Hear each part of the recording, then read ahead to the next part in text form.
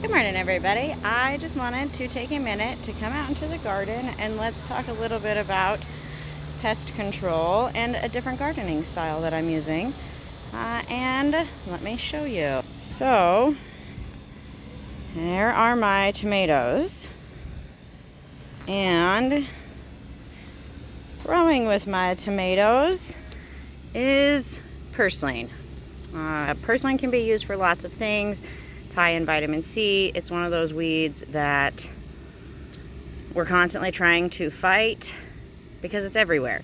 But this year, instead of pulling it, I have decided that I am just going to leave it. So I am letting it work as my ground cover. It is helping to deter the other weeds that I don't want. So I don't have puncture root, and I guess I have a little bit growing. Here's some puncture root. So you can see the puncture root has these little leaves. It's small. The purslane, oh look, I just pulled the whole thing out. So the purslane has almost like succulent style leaves. The stems turn this reddish color. It's very, it feels like a succulent more than it feels like a leaf.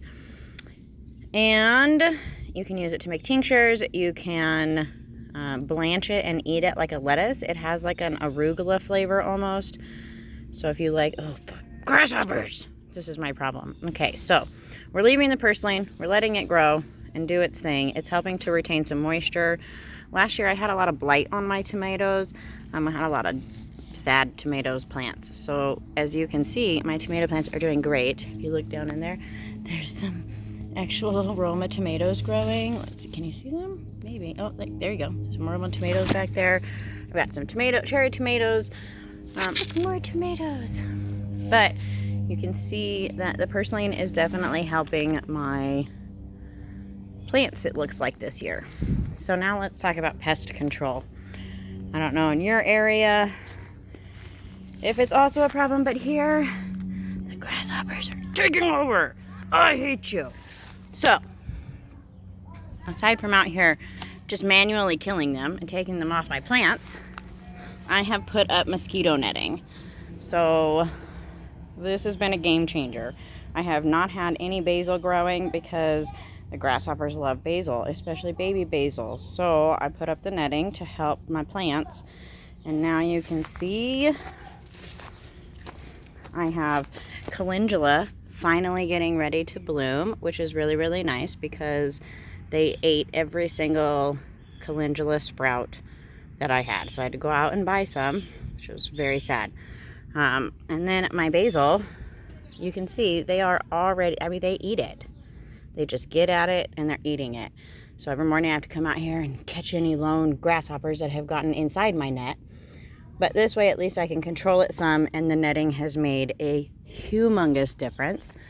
And we can come over here, I'll show you.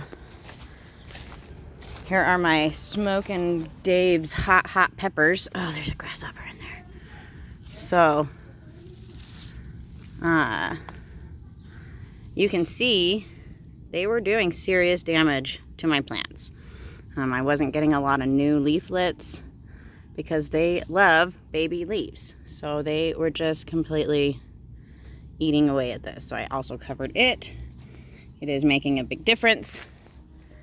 And my one zucchini plant that I have had covered with a bucket because they were just, as soon as it would get sprouts, they would just eat it. So today I went ahead and made a mosquito netting thing for it. So what I'm using is just, it's called Laugh.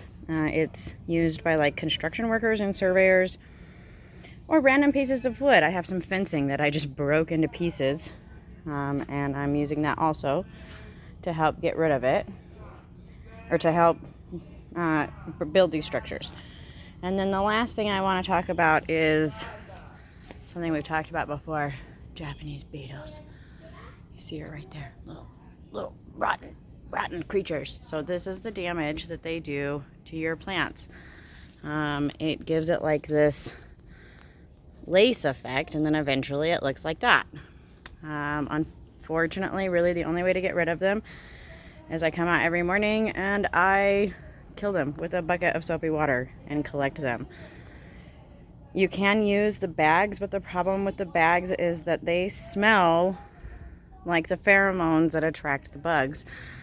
And so it will attract more. I mean, you can see up there at the top, there are so many. I'll probably catch 50 today. Like there's one right there. You can see it doing its business, eating away.